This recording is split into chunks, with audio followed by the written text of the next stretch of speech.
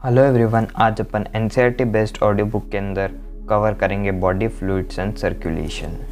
सबसे फर्स्ट आप सभी लोग जानते हैं कि जो न्यूट्रिएंट्स है वो अपने के लिए बहुत इंपॉर्टेंट होता है। ऑक्सीजन और एसेंशियल सब्सटेंस अपने सेल्स वगैरह जिंदा रखने के लिए बहुत ही अपने लिए एसेंशियल होते हैं। कंटिन्यूसली अगर किसी की डेथ हो रही है किसी सेल्स की अपने बॉडी के अंदर, तो उनको वापस रिपेयर करना और जो वेस्ट हार्मफुल सब्सटेंस है इन सभी का एक्सक्रीट आउट करना, जो एसेंशियल सब्सटेंस है उनको बॉडी को देना, नीट करना, तो इन सभी के लिए जो डिफरेंट सिस्टम्स बने हैं, जैसे कि जो सिंपल ऑर्गेनिज्म है जैसे कि हो गया स्पंज, सिलेंट्रेट, अपनी बॉडी कैविटीज़ का हेल्प लेते हैं और सेल्स से और सराउंडिंग से वाटर और ये सभी एक्सचेंज करने के लिए। अब जैसे अपन जैसे मोर कॉम्प्लेक्स ऑर्गेनिज्म हो गए तो अपने पास जो है स्पेशल फ्लूइड्स होते हैं in the form of blood and lymph. Blood जो है सबसे ज़्यादा मतलब कॉमनली यूज फ्लूइड होता है हायर ऑर्गेनिज्म, जैसे कि अपन ह्यूमन की बात कर ले। लिम्फ भी जो है वो कुछ सब्सटेंस के ट्रांसपोर्ट में हेल्प करता है। अपन सबसे पहले बात करते हैं अगर ब्लड की, तो ब्लड जो एक स्पेशल टाइप का कनेक्टिव टिश्यू होता है जो कि फ्लूइड होता है, जो फ्लूइड जिसके अंदर फ्लूइड मैट्रिक्स होता है, प्लाज्मा होता है और फॉर्म्ड एलिमेंट्स होते हैं। तो सबसे पहले अगर मैं बात करता हूँ प्लाज्मा की, तो प्लाज्मा जो है वो स्ट्रॉ कलर्ड होता है, विस्कस यानी गाढ़ा फ्लूइड होता है और नियरली जो है 55% ब्लड का जो है प्लाज्मा ही होता है। प्लाज्मा के अंदर 90 से 92% तक आपका जो वाटर रहता है। उसके बाद इसके अंदर प्रोटीन रहता है 6 से 8% तक। उसके बाद इसके अंदर कुछ चीज़ होती है जैसे फिब्रिनोजन होता है, ग्लोब्यूलिन होता है और एल्बुमिन्स होता है जो कि मेजर प्रोटीन्स होते हैं। अब फिब्रिनोजन अपन जैसे अपने कुछ लग जाती है तो अपने ब्लड क्लॉट के अंदर जो यूज़फुल होता है वो होता है फिब्रिनोजन, जो कि कोआगुलेशन या फिर क्लॉटिंग के अंदर हेल्प करता है। उसके बाद ग्लोब्यूलिन है जो कि डिफेंस मैकेनिज्म के अंदर अपनी बॉडी में हेल्प करता है। उसके बाद एल्बुमिन जो है वो ऑस्मोटिक बैलेंस बनाने में बॉडी में हेल्प करता है। अब प्लाज्मा के पास कुछ अमाउंट के कुछ छोटे से मिनरल्स भी होते हैं, जैसे कि अब सोडियम हो गया, कैल्शियम हो गया, मैग्नीशियम हो गया, क्लोरीन हो गया, ये सब। उसके अलावा ग्लूकोज होता है, अमीनो एसिड, लिपिड्स, ये सभी स्मॉल क्वांटिटीज़ में प्रेजेंट होते हैं। और उसके बाद जो वो क्लॉटिंग ऑफ ब्लड के अंदर प्लाज्मा के अंदर जो फिब्रिनोजन है वो इनएक्टिव फॉर्म के अंदर प्रेजेंट होता है।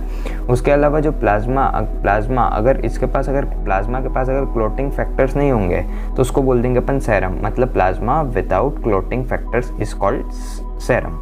उसके बाद मैं बात करता हूँ आपसे फॉर्म्ड एलिमेंट्स के बारे में। तो फॉर्म्ड एलिमेंट्स यूजुअली होते हैं इथेरोसाइट्स, ल्यूकोसाइट्स एंड प्लेटलेट्स। इनको ही अपन जो है वो क्या बोल देते हैं, फॉर्म्ड एलिमेंट्स, जो कि अराउंड 45% ऑफ द ब्लड को कंस्टिट्यूट करते हैं। तो फॉर्म्ड एलिमेंट्स में सबसे पहला आता है आपका इथायरोसाइट्स या फिर आप बोलते हैं आरबीसी, रेड ब्लड सेल्स, जो कि मोस्ट अबंडेंट होती है। अब एक हेल्दी ह्यूमन बींग के अंदर 5 मिलियन से 5.5 मिलियन तक जो है वो आरबीसी होना चाहिए। आरबीसी जो है वो रेड बोन मेरो में फॉर्म होती है। उसके अलावा आरबीसी के पास कोई भी न्यूक्लियस नहीं होता है।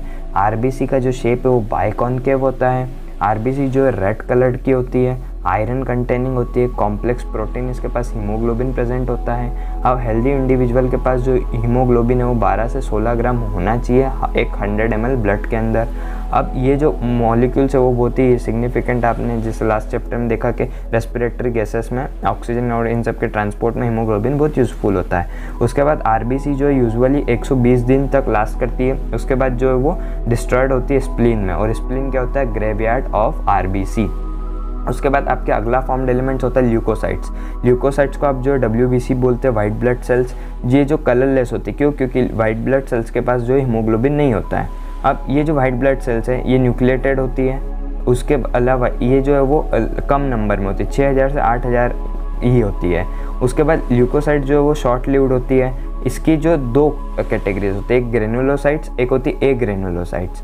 तो इसके अंदर जो न्यूट्रोफिल्स, इसिनोफिल्स, बेसोनोफिल्स, ये तीनों जो वो ग्रेनुलोसाइट होती है, न्यूट्रोफिल्स, इसिनोफिल्स एंड बेसोफिल्स, ये तीनों जो ग्रेनुलोसाइट्स होती है, जबकि लिम्फोसाइट्स और मोनोसाइट्स जो वो एग्रेनुलोसाइट्स होती है। उसके अलावा जो न्यूट्रोफिल्स है वो मोस्ट अबंडेंट सेल इनके अंदर होती है, जो कि 60 to 65% प्रेजेंट होती है जो डब्ल्यूबीसी के पूरे।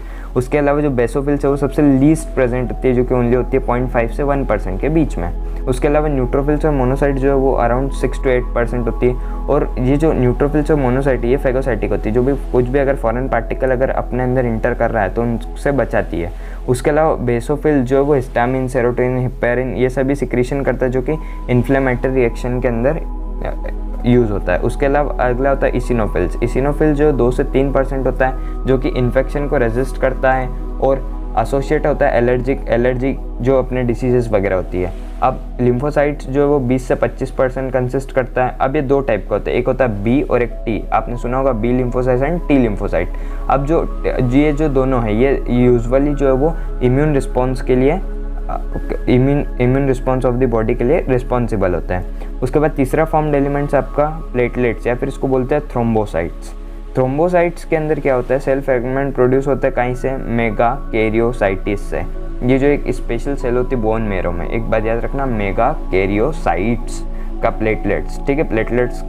प्लेटलेट्स कहाँ से प्रोड्यूस होती है, मेगा कैरियोसाइट्स, जो कि कहाँ पे प्रेजेंट होता है, बोन मेरो में। अब यूजुअली आदमी की जो प्लेटलेट्स है वो 1.5 लाख से 3 लाख 3.5 लाख के बीच में होना चाहिए, ठीक है। उसके अलावा जो प्लेटलेट्स जो वेराइटी ऑफ सब्सटेंस होते हैं जो कि कोआगुलेशन ऑफ ब्लड में जो कि आपका कुछ लग जाती है तो आपके कोआगुलेशन या फिर क्लॉटिंग में हेल्प करते हैं। और अगर प्लेटलेट्स का अगर नंबर कम हो जाता है तो इससे जो एक्सेसिव ब्लड लॉस हो सकता है और बॉडी पे फिर अफेक्ट पड़ सकता है। अब अगर मैं बात करता हूँ ब्लड ग्रुप की, तो ह्यूमन बीइंग जो डिफरेंट आपने ब्लड ग्रुप देखे होंगे, ये किसी का बी, किसी का AB, किसी का O। तो ये जो है ना डिपेंड करता है ABO ग्रुपिंग इसके लिए एक सिस्टम होता है जो कि डिपेंड करता है सरफेस पे कितने एंटीजन्स हैं और आरबीसी पे कौन सा A है या B है, या फिर प्लाज्मा डिफरेंट इंडिविजुअल का कौन सी एंटीबॉडीज कंटेन करता है, इस पे ये डिपेंड करता है। तो अब जैसे कि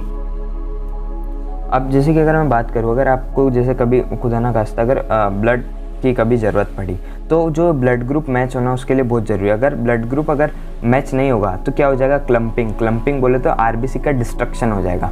अब अगर मैं जैसे ब्लड ग्रुप A की बात करूँ तो इसके पास जो एंटीजन होता है वो होता है A, आरबीसी के ऊपर होता है एंटीजन और प्लाज्मा में होती है एंटीबॉडी, ठीक है। तो जो ब्लड ग्रुप A है उसके पास एंटीजन A होता है लेकिन एंटीबॉडी कौन सी होती है, B होती है। और जो ब्लड ग्रुप A वाले होते हैं ये लोग किस से ब्लड ले सकते हैं, वो तो ले सकते हैं A वाले से और O वाले से। उसके अलावा एक ब्लड ग्रुप होता है B के अंदर एंटीजन जो है B होता है, एंटीबॉडी A होती है, और ये किससे ब्लड ले सकते हैं, B और O से। उसके अलावा एक AB होता है, AB के पास एंटीजन AB होता है लेकिन AB वाले ब्लड ग्रुप में एंटीबॉडी नहीं होती है। बहुत इंपॉर्टेंट है कि AB वाले ब्लड ग्रुप में एंटीबॉडी नहीं होती है। और ये किससे ले सकता है, AB वाला जो ब्लड ग्रुप है इसको यूनिवर्सल रिसिप्टेंट बोलते हैं। क्यों, क्योंकि ये जो AB ब्लड ग्रुप वाले लोग हैं ये A, B और O सभी से जो ब्लड ले सकते हैं। उसके अलावा एक O होता है, O के पास जो एंटीजन नहीं होता है, आरबीसी के ऊपर एंटीजन नहीं होता है। एंटीबॉडी जो है वो एंटीबॉडी A और एंटीबॉडी B दोनों प्रेजेंट होती है, और O वाले जो है सिर्फ ब्लड ले सकते हैं O वाले से ही। तो और O वाले को जो बोलते हैं यूनिवर्सल डोनर्स। क्यों, क्योंकि ये सभी को जो है ब्लड दे सकता है। अब उसके बाद मैं बात करता हूँ RH ग्रुपिंग की। तो RH ग्रुपिंग आपकी जो 2 टाइप की होती है, पॉजिटिव और नेगेटिव। अब इसके अंदर क्या है, RH एंटीजन होता है। RH एंटीजन होता है जो कि रेजस मंकी के अंदर पहले देखा गया था सबसे पहले। अगर उससे सिमिलर अगर होता है तो अगर RH आपका जो उस मंकी से अगर मिलता है तो आप जो RH पॉजिटिव हो जाओगे, और अगर किसी के अंदर वो RH प्रेजेंट नहीं है तो आप RH नेगेटिव हो जाओगे। और RH पॉजिटिव और नेगेटिव वाले पर्सन मिल जाते हैं तो भी कुछ दिक्कत हो सकती है। इसलिए ट्रांसफ्यूज़न के पहले जैसे किसी को बोलते हैं ना O positive, A positive, B positive, ये भी मैच होना बहुत ज़रूरी है। और एक स्पेशल केस है जिसके अंदर क्या होता है, RH नेगेटिव ब्लड अगर RH पॉजिटिव ब्लड के अगर कांटेक्ट में आता है तो जो RH नेगेटिव वाले होते हैं, RH नेगेटिव वाले जो पर्सन होते हैं उनकी बॉडी में जो एंटीबॉडीज़ बनने लग जाती है। इसका मतलब क्या है कि अगर RH पॉजिटिव ब्लड अगर फिटस का और RH नेगेटिव अगर मदर का है और अगर फर्स्ट प्रेगनेंसी है तो दोनों मिलना नहीं चाहिए। लेकिन क्या होता है, कभी कभी दोनों मिल जाते हैं। तो फ्यूचर में जब मदर को और प्रेगनेंसी होती है तो जो है वो RH नेगेटिव ब्लड में RH पॉजिटिव के अगेंस्ट जो एंटीबॉडी बनी होती है मैटरनल ब्लड के अंदर का, मैटरनल का RH नेगेटिव है तो वो चाइल्ड को जो है अफेक्ट कर सकता है, उसको सीवियर एनीमिया और जॉन्डिस कर सकता है। और इस कंडीशन को अपन बोलते हैं इथायरोब्लास्टोसिस फोर्टियलिसिस। ओके, अब अपन अगर मैं आपको बात करता हूँ अब इससे अगर बचा कैसे जा सकता है, तो ये जो RH एंटीबॉडीज़ जो होती हैं उनको अपन जो एडमिनिस्टर कर ले जब डिलीवरी हो जाए चाइल्ड की, वैसे ही, ठीक है।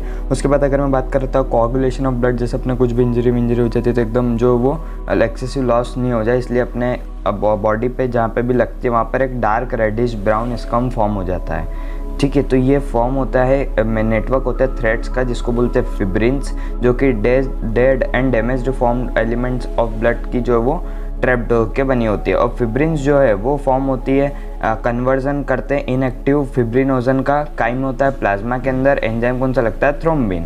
क्या हुआ? कन्वर्जन हुआ। कहीं का कन्वर्जन हुआ? इनएक्टिव फिब्रिनोजन का एक्टिव के अंदर। कहीं से हुआ? प्लाज्मा से हुआ। कहीं से हुआ? थ्रोम्बिन से हुआ। अब थ्रोम्बिन जो है, थ्रोम्बिन अब जो है वो एक और इनएक्टिव सब्सटेंस प्रेजेंट होता है प्लाज्मा के अंदर, जो होता है प्रोथ्रोम्बिन। और उसके लिए एंजाइम जो लगता है वो एक एंजाइम कॉम्प्लेक्स होता है जो कि होता है थ्रोम्बोकाइनेस, जो कि रिक्वायर्ड होता है प्रोथ्रोम्बिन के लिए। अब ये जो कॉम्प्लेक्स फॉर्म होता है ये बहुत ही सारी रिएक्शन से इन्वॉल्व होता है, बहुत सारी रिएक्शंस होती है इसके अंदर, ठीक है। और नंबर ऑफ फैक्टर्स होते हैं जिसके कारण से जैसे ही अपने को कहीं पे लगती है जो, तो प्लेटलेट्स के मदद से अपनी जो वो इंजरी जो वो कवर हो जाती है और वो स्कम फॉर्म हो जाता है। और कुछ सर्टेन फैक्टर्स भी है जो कि टिश्यूज़ के साइड पे होते हैं रिलीज, ताकि इनिशिएशन हो जाए कोआगुलेशन का। और इसके अंदर जो कैल्शियम आयंस है उनका बहुत ही एक बड़ा रोल होता है। अब अपन बात करते हैं लिम्फ की, लिम्फ या फिर टिश्यू फ्लूइड की। तो जैसे ही ब्लड पास होता है कैपिलरीज से टिश्यू में, तो कुछ जो वाटर के साथ बह जाते हैं, कुछ वाटर सॉल्युबल सब्सटेंस, तो टिश्यूज़ और सेल्स के बीच में स्पेसेस में, और उसके बाद जो कुछ लार्जर प्रोटीन्स को छोड़ देता है। फॉर्म्ड एलिमेंट्स होते हैं ब्लड वेसल में, उनको छोड़ देता है। और होता है कि जो फ्लूइड रिलीज होता है, ये जो इस टाइम पे जो फ्लूइड रिलीज होता है तो उसको बोलते हैं आप इंटरस्टिशियल फ्लूइड या फिर टिश्यू फ्लूइड। इनके पास जो सेम मिनरल डिस्ट्रीब्यूशन होता है जैसा कि आपके प्लाज्मा में होता है लिम्फ के अंदर। अब जो एक्सचेंज होता है न्यूट्रिएंट्स का, गैसेस का ब्लड और सेल्स के बीच में, तो वो इसी फ्लूइड के कारण होता है। किसके कारण? लिम्फ के कारण। अब ये जो एक इलेबोरेट नेटवर्क होता है वेसल्स का, जिसको आप बोलते हैं लिम्फेटिक सिस्टम, जो कि कलेक्ट करती है फ्लूइड को और वापस ड्रेन करती है इसको मेजर वेन्स की तरफ। और ये जो फ्लूइड जो प्रेजेंट होता है लिम्फेटिक सिस्टम में, इसको अपन बोल देते हैं लिम्फ। अब लिम्फ कैसा होता है? कलरलेस फ्लूइड होता है जिसके पास स्पेशलाइज्ड लिम्फोसाइट्स होते हैं जो कि इम्यून सिस्टम के लिए भी रिस्पॉन्सिबल होते हैं। लिम्फ के पास एक इंपॉर्टेंट कैरियर न्यूट्रिएंट्स, हार्मोन्स, ये सब भी कैरियर करता है। और उसके बाद जो फैट जो एब्जॉर्ब होते हैं वो लिम्फ के द्वारा ही होते हैं, जो कि लेक्टियल्स अपने इंटेस्टिनल विलाई के अंदर प्रेजेंट होते हैं। अब अगर मैं बात करता हूँ सर्कुलेटरी पाथवे की, तो सर्कुलेटरी पाथवे ओपन होते हैं और एक क्लोज होते हैं। जो ओपन होते हैं, ओपन सर्कुलेटरी सिस्टम, वो आपको देखने को मिलेंगे आर्थ्रोपोड्स एंड मोलस्कस में, जिसके अंदर ब्लड जो पंप्ड होता है हार्ट से और लार्ज वेसल्स के अंदर जाता है, जो कि ओपन स्पेसेस के अंदर या फिर बॉडी कैविटीज़ के अंदर ओपन होते हैं, जिसको या फिर आप बोल सकते हो साइनसेस भी बोला जाता है। उसके बाद जो एनिलेट्स और कॉर्डेट्स हैं उनके पास क्लोज्ड सर्कुलेटरी सिस्टम होता है, जिसके अंदर ब्लड पंप जो है हार्ट से होता है और एक closed network of blood vessel से जो है वो सर्कुलेट होता है। अब अगर मैं बात करता हूँ वर्टिब्रेट्स के बारे में, तो हर एक वर्टिब्रेट्स के पास जो है वो मस्कुलर चैम्बर्ड हार्ट होता है। जैसे फिश की बात करें तो फिश के पास 2 चैम्बर्ड हार्ट होते हैं। एम्फीबियंस के पास जो है वो 3 चैम्बर्ड हार्ट होता है। लेकिन crocodile is an also amphibian, but crocodile के पास जो है वो 4 चैम्बर्ड हार्ट होता है। उसके अलावा जैसे अगर मैं बात करूँ 3 चैम्बर्ड हार्ट में, तो 3 चैम्बर्ड हार्ट में 2 आर्टरिया होती है और 1 वेंट्रिकल होती है। 2 चैम्बर्ड हार्ट में 1 आर्टरिया और 1 वेंट्रिकल। फिर आता है आपका 4 चैम्बर्ड हार्ट। 4 चैम्बर्ड हार्ट आपको देखने को मिलेंगे बर्ड्स, मैमल्स और क्रोकोडाइल के अंदर। यहाँ पर जो 2 आर्टरिया होती है और 2 वेंट्रिकल होती है। अब फिशेस के पास जो है, अब फिशेस के अंदर क्या होता है, जो डीऑक्सीजनेटेड ब्लड होता है। हार्ट जो है पंप करती है डीऑक्सीजनेटेड ब्लड, जो कि ऑक्सीजनेटेड होता है गिल्स से और फिर सप्लाइड होता है बॉडी पार्ट्स की तरफ, और डीऑक्सीजनेटेड ब्लड वापस रिटर्न जो है वो हार्ट तक पहुंच जाता है। तो ये होता है इनके अंदर जो फिशेस और इनके अंदर जो है वो सिंगल सर्कुलेशन होता है। वहीं बात करें एम्फीबियंस और रेप्टाइल्स के अंदर, तो जो लेफ्ट एट्रियम होती है वो रिसीव करती है ऑक्सीजनेटेड ब्लड, कहाँ से? गिल्स, लंग्स या स्किन से। और फिर जो राइट एट्रियम जो है वो डीऑक्सीजनेटेड ब्लड रिसीव करती है। जो लेफ्ट एट्रियम है वो ऑक्सीजनेटेड ब्लड रिसीव करती है और जो राइट एट्रियम है वो डीऑक्सीजनेटेड ब्लड रिसीव करती है। अब ये जो दोनों जो है वो मिक्स हो जाते हैं वेंट्रिकल के अंदर।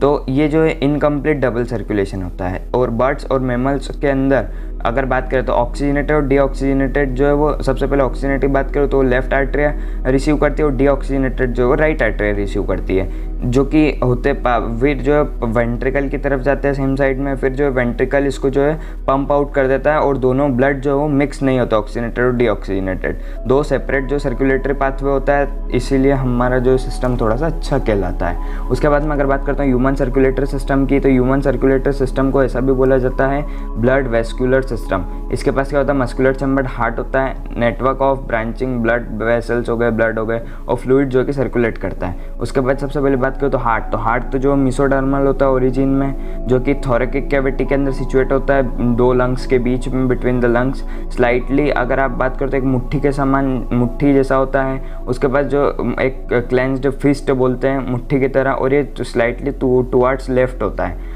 उसके बाद ये जो प्रोटेक्ट होता है डबल मेम्ब्रेन वॉल बैक से, जिसको बोलते हैं पेरिकार्डियम। अब इस पेरिकार्डियम के पास जो है वो एक फ्लूइड होता है जिसको बोलते हैं पेरिकार्डियल फ्लूइड। अब अपने हार्ट के पास जो 4 चैम्बर होते हैं, 2 जो है वो अपर वाले जो होते हैं वो स्मॉल होते हैं और नीचे वाले जो है वो लार्ज होते हैं। जो 2 अपर वाले जो स्मॉल होते हैं उनको बोलते हैं आर्ट्रिया, और जो 2 लोअर जो बड़े होते हैं उनको बोलते हैं अपन वेंट्रिकल। अब जो एक थिन मस्कुलर वॉल्ड होती है जिसको बोलते हैं आप इंटर आर्टियल सेप्टम, जो कि सेपरेट करती है राइट और लेफ्ट आर्टेरिया को, और एक thick walled interventricular septum होता है जो कि सेपरेट करती है लेफ्ट और राइट वेंट्रिकल को। ये बात याद रखना, जो वेंट्रिकल को सेपरेट करती है वो थिक होती है, जो आर्टेरिया को सेपरेट करती है वो थिन होती है। अभी जो आर्टेरिया और वेंट्रिकल है वो सेम साइड पर होती है, तो इनको जो सेपरेट करते हैं वो करते हैं थिक फाइब्रस टिश्यू, जिनको बोलते हैं अपन आर्ट्रियो वेंट्रिकुलर सेप्टम। क्या बोलते हैं, जो आर्टेरिया वेंट्रिकल को जो सेपरेट करते हैं उनको बोलते हैं आर्ट्रियो वेंट्रिकुलर सेप्टम। और ये जो सेप्टा है इनके पास जो ओपनिंग्स होती है दोनों चैम्बर्स की, और सेम साइड में जो कि कनेक्टेड होती है, जो ओपनिंग होती है राइट एट्रियम की और राइट वेंट्रिकल की, वो होती है, उसको जो संभालती है जो वॉल्व होती है जो कि 3 मस्कुलर फ्लैप्स की बनी होती है, जिसको बोलते हैं अपन ट्राइकस्पिड वॉल्व। और जबकि एक होती है बाइकस्पिड वॉल्व या फिर उसको बोलते हैं मिट्रल वॉल्व। ये जो है ओपनिंग कराती है left atrium and left ventricle के बीच में, लेफ्ट एट्रियम और लेफ्ट वेंट्रिकल के बीच में होती है बाइकस्पिड वॉल्व, राइट एट्रियम और राइट वेंट्रिकल के बीच में होती है ट्राइकस्पिड वॉल्व। अब जो ओपनिंग है राइट एंड लेफ्ट वेंट्रिकल्स की पल्मोनरी आर्टरी के अंदर और आउटा के अंदर, तो ये जो है वो सेमी लूनार वॉल्व की मदद से होती है ओपनिंग। उसके बाद ये जो वॉल्व है हार्ट में, ये जो फ्लो ऑफ ब्लड जो है वो सिर्फ एक ही डायरेक्शन में प्रमोट करती है, जो कि होती है आर्टरिया से वेंट्रिकल की तरफ, और जो वेंट्रिकल से पल्मोनरी आर्टरी या फिर आयोटा की तरफ। अब ये जो वॉल्व प्रेजेंट होती है तो वो ब्लड वापस पीछे नहीं चला जाए, तो वो बैकवर्ड फ्लो भी जो है प्रिवेंट करती है। अब ये जो इंटायर हार्ट अपना वो कार्डियक मसल का बना होता है। अब जो वॉल होती है वेंट्रिकल्स की वो बहुत ही ज़्यादा थिकर होती है आर्टरिया से कंपैरिजन में। अब उसके बाद जो एक स्पेशलाइज्ड कार्डियक मस्कुलेचर जिसको बोलते हैं नोडल टिश्यू, वो भी हार्ट के अंदर जो डिस्ट्रीब्यूट होता है, जो कि आपको देखने को मिल जाएगा right upper corner of the right atrium में, जिसको बोलते हैं sino arterial node, SA node जिसको आप सिंपली बोलते हो। और एक और अनदर मास टिश्यू आपको देखने को मिलेगा लोअर लेफ्ट कॉर्नर पे, कहीं के राइट एट्रियम की, उसको क्या कहाँ पे देखने को मिलेगा, आर्ट्रियो वेंट्रिकुलर सेप्टम के वहाँ पे, तो इसको बोलेंगे आर्ट्रियो वेंट्रिकुलर नोड या फिर आप बोलते हैं इसको AB नोड। पहला वाला आपको कहाँ देखने को मिला, SA नोड कहाँ पे मिलेगा, right upper corner of the right atrium. और उसके अलावा ये जो है AB नोड, ये आपको कहाँ पे देखने को मिलेगा, lower left corner of the right atrium. अब उसके बाद एक बंडल होता है नोडल फाइबर्स का, atrio ventricular bundle, AB bundle होता है, जो कि कंटिन्यू होता है AB नोड की तरफ, जो कि पास होता है आर्ट्रियो वेंट्रिकुलर सेप्टा की तरफ, और ये जो है इमर्ज होता है top of the inter ventricular septum पे और डिवाइड करता है राइट और लेफ्ट बंडल के अंदर। फिर ये जो ब्रांच है ये जो है वो माइन्यूट फाइबर्स को जो है वो जन्म देती है, जिसको आप बोलते हैं, जो कि वेंट्रिकुलर मस्कुलेचर होते हैं, जिनको आप बोलते हैं पुरकिंजी फाइबर्स। अभी जो नोडल मस्कुलेचर है इसके पास एबिलिटी होती है कि ये जो जनरेट क्या करे एक्शन पोटेंशियल, और जो कि विदाउट एक्शन स्टिमुली, क्योंकि हार्ट तो ऑटोमेटिक काम कर रहा है, अपन तो कुछ उसको दे ही नहीं रहे, तो ये जो है ऑटो एक्साइटेबल भी बोला जाता है इनको। ये जो है वो जो डिफरेंट प्लेसेस पे जो पार्ट्स पे वेरी करता है, कहीं पे ज़्यादा तो कहीं पे कम जो एक्शन पोटेंशियल है। अब जो SA नोट है वो मैक्सिमम नंबर जो एक्शन पोटेंशियल जनरेट कर सकता है वो 70 to 75 पर मिनट, और रिस्पॉन्सिबल होता है initiating and maintaining the rhythmic contractile activity of the heart. इसलिए इसको जो है पेस मेकर बोलते हैं। SA नोट को पेस मेकर क्यों बोलते हैं, क्योंकि ये रिदम जो है अपने हार्ट का बनाने में सबसे मेजर रोल प्ले करता है। अभी जो हार्ट अपना जो नॉर्मली है वो 70 से 75 टाइम 1 मिनट में जो बीट करता है, एवरेज अगर देखें तो 72 बीट्स। अब अगर मैं बात करता हूँ आपसे कार्डियक साइकिल की, तो अपने जो 4 चैम्बर्ड हार्ट होता है जब वो रिलैक्स स्टेट में होगा तो अपन उसको क्या बोलेंगे, joint diastole, JR in joint diastole.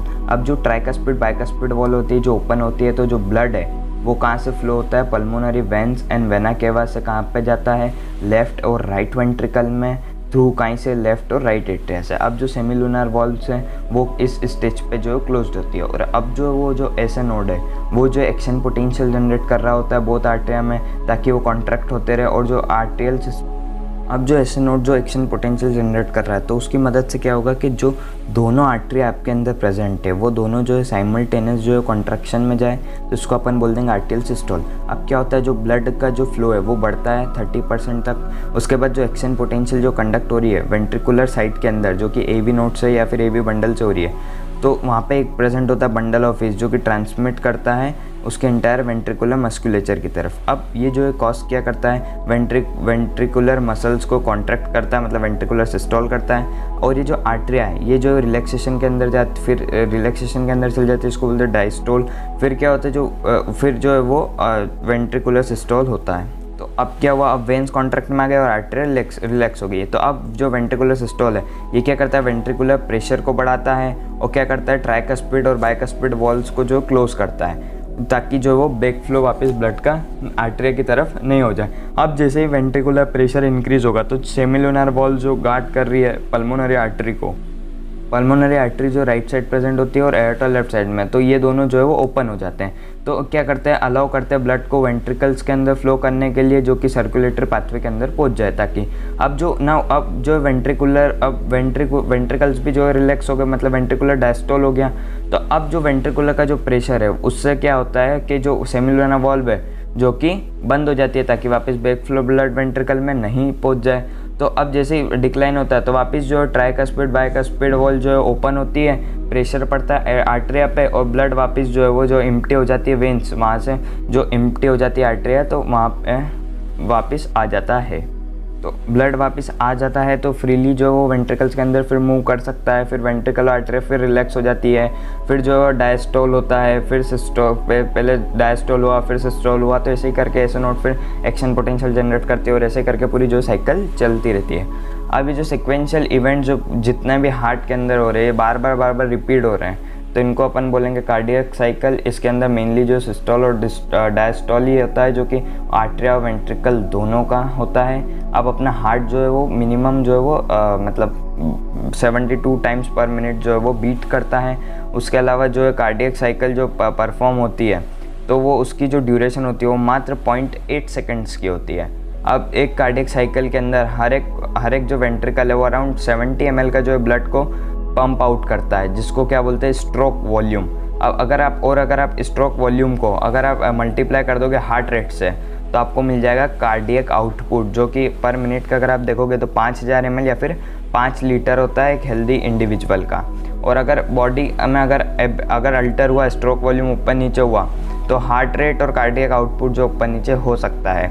जैसे कि एथलीट जो होते हैं उनका जो कार्डियक आउटपुट बहुत ही ज़्यादा होता है। अब हर एक कार्डियक साइकिल के टाइम जो है 2 साउंड प्रोड्यूस होते हैं, एक होता है लब, एक होता है डब।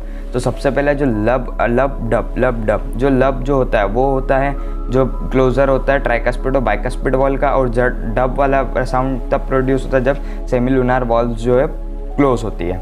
अब अगर मैं बात करता हूँ ECG की, ECG का जो फुल फॉर्म है वो कौन सा है, क्या है, इलेक्ट्रोकार्डियोग्राफ। तो ये जो मशीन है इस मशीन को बोलते हैं इलेक्ट्रोकार्डियोग्राफ, जो कि यूज़ होती है क्या ऑब्टेन करने के लिए, इलेक्ट्रोकार्डियोग्राम। यस, मशीन का क्या नाम है, इलेक्ट्रोकार्डियोग्राफ, और जो ऑब्टेन होती है उसको क्या बोलते हैं, इलेक्ट्रोकार्डियोग्राम। अब जो ECG है वो उसका ग्राफिकल रिप्रेजेंटेशन होता है, जो कि इलेक्ट्रिकल एक्टिविटी बताता है हार्ट का पूरी कार्डियक साइकिल के दौरान। अब क्या होता है, अब आपने कभी ECG देखी हो तो उसके अंदर कुछ क्लिप टाइप लगा देते हैं, तो वो मशीन को जो है 3 इलेक्ट्रिकल लीड्स पे जो है कनेक्ट करते हैं, जो कि एक तो दोनों व्रिस्ट पे और एक लगता है लेफ्ट एंकल पे, जो कि हार्ट एक्टिविटी को जो है वो मॉनिटर करता है। तो अब हर एक पीक जो है वो P से T तक में इसको अपन जो है ECG को डिफाइन करते हैं। सबसे पहले जो P वेव है वो इलेक्ट्रिकल एक्साइटेशन या फिर डीपोलराइजेशन ऑफ आर्टरिया बताती है, जो कि बताती है अपने कॉन्ट्रैक्शन ऑफ आर्टरिया। फिर होता है QRS कॉम्प्लेक्स, जो कि आपको बताएगी डीपोलराइजेशन ऑफ वेंट्रिकल्स, जब वेंट्रिकल का कॉन्ट्रैक्ट हुआ फिर एकदम रिलैक्स हुआ तो फिर जो है उसके बाद जो अब P और Q हो गया, तो Q के बाद जो है वो क्या होती है, बिगनिंग ऑफ सिस्टोल। अब जो टी वेव है वो वापस वेंट्रिकल का जो एक्साइटेड स्टेट हुआ तो वापस जो नॉर्मल स्टेट पे आ जाता है, वो रिप्रेजेंट करता है रिपोलराइजेशन। और जैसे ही एंड होता है टी का तो सिस्टोल का भी एंड हो जाता है। और अपन जो QRS कॉम्प्लेक्स को देखते हैं तो वो एक गिवन टाइम पीरियड में जो है अपनी हार्ट बीट इंडिविजुअल की और हार्ट की एक्टिविटीज़ जो है वो ऑब्टेन कर लेती है। इसका शेप जो है वो सही शार्ट होना चाहिए। अगर कुछ भी डेविएशन आता है तो हो सकता है कि किसी कुछ डिसीज़ है और उसको क्लिनिकल कुछ ज़रूरत है।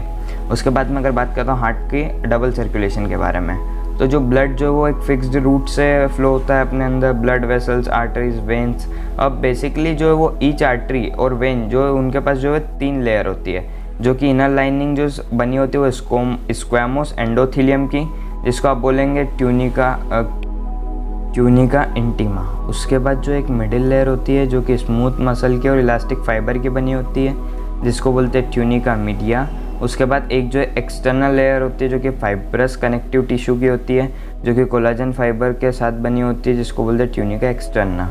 ट्यूनिका मीडिया जो है बहुत ही थीन होती है अगर आप वेन्स के अंदर अगर आप देखो तो आर्टरी से कंपेरिजन में। अब जो ब्लड जो पम्प्ड होता है राइट वेंट्रिकल से पल्मोनरी आर्टरी में जाता है, फिर जो लेफ्ट वेंट्रिकल जो ब्लड को जो एओर्टा की तरफ डालती है। तो जो डीऑक्सीजनेटेड ब्लड है वो पल्मोनरी आर्टरी की तरफ जो पास होता है लंग्स से, और लंग्स से जो वो ऑक्सीजनेटेड ब्लड जो कैरी होता है पल्मोनरी वेन्स से लेफ्ट एट्रियम तक। तो ये जो पाथवे है इसके अंदर क्या हो रहा है, पल्मोनरी सर्कुलेशन। अब जो ऑक्सीजनेटेड ब्लड जो एओर्टा के अंदर जो आ रहा है वो जो है नेटवर्क ऑफ आर्टरीज से कैरी हो के आ रहा है, आर्ट्रियोल्स एंड कैपिलरीज, जो कि टिश्यूज़ तक जा रहा है। अब जो डीऑक्सीजनेटेड ब्लड है वो जो कलेक्ट होता है वो होता है वेन्यूल से, वेन्स से और वेना केवा से, और ये फिर जो है वो जाता है राइट एट्रियम के अंदर। तो ये जो एक सिस्टमिक सर्कुलेशन प्रोवाइड करता है। अब ये जो सिस्टमिक सर्कुलेशन है ये जो न्यूट्रिएंट्स, ऑक्सीजन, अदर जो असेंशियल सब्सटेंस है टिश्यूज़ के लिए, CO2 जो हार्मफुल सब्सटेंस है उसको बाहर लेके जाना, तो ये काम करता है। अब जो एक यूनिक वस्कुलर कनेक्शन एग्जिस्ट होता है डाइजेस्टिव ट्रैक्ट और लीवर के बीच में, उसको बोलते हैं हिपैटिक पोर्टल सिस्टम। क्या बोलते हैं, जो वेस्कुलर कनेक्शन डाइजेस्टिव ट्रैक्ट और लीवर के बीच में होता है उसको बोलते हैं हिपैटोपोर्टल सिस्टम। अब जो हिपैटोपोर्टल वेन जो है वो ब्लड को जो है वो इंटेस्टाइन से लीवर की तरफ लेके जाती है जब वो सिस्टमिक सर्कुलेशन के लिए डिलीवर हो उससे पहले। अब एक जो स्पेशली एक कोरोनरी सिस्टम होता है ब्लड वेसल का, जो कि अपनी बॉडी में प्रेजेंट होता है सिर्फ और सिर्फ सर्कुलेशन ऑफ ब्लड के लिए, कार्डियक मस्क्यूलेचर से। अब अगर मैं बात करता हूँ रेगुलेशन ऑफ कार्डियक एक्टिविटी, अब जो नॉर्मल एक्टिविटीज़ हार्ट की वो अगर आप बात करूँ इंट्रिंसिकली तो वो ऑटो रेगुलेटेड होती है कहीं से स्पेशलाइज मसल जो कि नोडल टिश्यू हो गए, इसलिए अपने हार्ट को जो क्या बोलते हैं मायोजेनिक। लेकिन एक स्पेशल न्यूरल सेंट्रल होता है जो हार्ट को कंट्रोल करता है, जो कि होता है आपका मेडुला ऑब्लेंगेटा, जो कि कार्डियक फंक्शन को ऑटोनोमस नर्वस सिस्टम से मॉडरेट करता है। उसके बाद जो न्यूरल सिग्नल है जो कि सिंपैथिक नर्व से आते हैं, जो कि सिंपैथिक नर्व एक ऑटोनोमिक नर्वस सिस्टम का एक पार्ट होता है, तो वो जो इंक्रीज़ करता है हार्ट रेट और जो स्ट्रेंथ है वेंट्रिकुलर कॉन्ट्रैक्शन की, तो इसलिए फिर जो है वो देर बाय के उसको जो है वो कार्डियक आउटपुट बढ़ाना है। जबकि पैरासिम्पैथिक जो है वो न्यूरल सिग्नल लेके आता है जो कि डिक्रीज़ करता है। मतलब क्या गया, सिंपैथिक जो है वो हार्ट रेट को इंक्रीज़ करता है तो पैरासिम्पैथिक जो है वो डिक्रीज़ करता है कहीं को। और पैरासिम्पैथिक क्या करता है, हार्ट बीट हो गए, स्पीड ऑफ कंडक्शन हो गए, पोटेंशियल हो गए, मतलब ले दे के जो कार्डियक आउटपुट को जो है रिड्यूस करता है।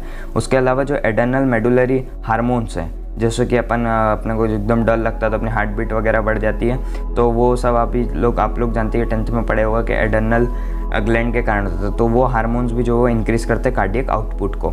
अब अगर मैं बात करता हूँ डिसऑर्डर्स कुछ सर्कुलेटरी सिस्टम के, तो सबसे पहला होता है हाई ब्लड प्रेशर, हाइपरटेंशन भी इसको बोलते हैं। इसका जो है वो अगर नॉर्मली पर्सन का जो होना चाहिए वो 120 to 80 होना चाहिए, जो कि 120 होता है सिस्टोल और 80 mmHg होता है डायस्टोल। अगर इससे अगर ज़्यादा हो जाता है, अगर ब्लड प्रेशर इंडिविजुअल का अराउंड 140-90 आता है या फिर और ज़्यादा आता है, तो ये हाइपरटेंशन होती है जो कि अफेक्ट कर सकती है वाइटल ऑर्गन जैसे कि ब्रेन और किडनी को। फिर होता है आपका कोरोनरी आर्टरी डिसीज़, जो कि जिसको आप ये अर्थेरोस्क्लेरोसिस, जो कि जो वेसल जो ब्लड को जो हार्ट तक सप्लाई कर रही है उसको इफेक्ट होता है। तो क्या होता है, ये कहीं से होता है, डिपोजिशन हो जाता है कैल्शियम का, फैट का, कोलेस्ट्रॉल का, टिश्यूज़ का, तो इससे क्या होता है जो ल्यूमेन जो आर्टरी का वो नैरो हो जाता है। अब एक क्या होता है एंगीना मतलब कि एंगीना इसको और भी बोलते हैं एंगीना पेक्टोरिस। ये जो इसका सिम्टम क्या है कि एक्यूट चेस्ट पेन होना जब ऑक्सीजन प्रॉपरली आपके हार्ट तक नहीं पहुंच रहा है। ये जो है वो मेन और वुमेन में का अमंग जो मिडिल एज जो एल्डरली होता है तब जो है वो कॉमन चीज़ है। और ये जो है वो अफेक्ट कहीं से होता है ब्लड फ्लो के कारण, ब्लड फ्लो ऊपर नीचे होता है तो उस कारण से ये काम हो सकता है। उसके अलावा अगला होता है आपका हार्ट फेलियर। हार्ट फेलियर जब जो हार्ट है वो जो है वो ब्लड इफेक्टिवली पंप नहीं कर रहा है जितनी बॉडी को नीड है, तो इसको जो कंजेस्टिव हार्ट फेलियर भी बोलते हैं। क्यों? क्योंकि इसके अंदर जो है कंजेशन हो जाता है लंग्स का, जो कि मेन सिम्टम है इस डिसीज़ का। उसके अलावा आपका अगला होता है हार्ट फेलियर। हार्ट फेलियर जो है वो, अब हार्ट फेलियर इन सभी में डिफरेंस है, हार्ट फेलियर, हार्ट अटैक और कार्डियक अरेस्ट में। अब देखो कार्डियक अरेस्ट के अंदर क्या होता है, हार्ट जो है वो बीट करना स्टॉप कर देता है। हार्ट फेलियर के अंदर प्रॉपरली जो है वो जितना ब्लड चाहिए बॉडी को इतना पंप नहीं होता। उसके अलावा एक होता है हार्ट अटैक। हार्ट अटैक के अंदर क्या होता है, जो मसल जो ब्लड को सप्लाई कर रही है वो जो है वो डैमेज हो जाती है और इनएक्वेट अगर ब्लड सप्लाई हो रहा है तो उसको अपन क्या बोल देंगे, heart attack. Thank you so much. आप सभी ने ये ऑडियो बुक देखी। ऑडियो बुक यूजुअली जो है वो सिर्फ और सिर्फ रिवीजन के लिए हैं, इसलिए आप इसे फुल चैप्टर देख के ना पढ़े। Thank you so much.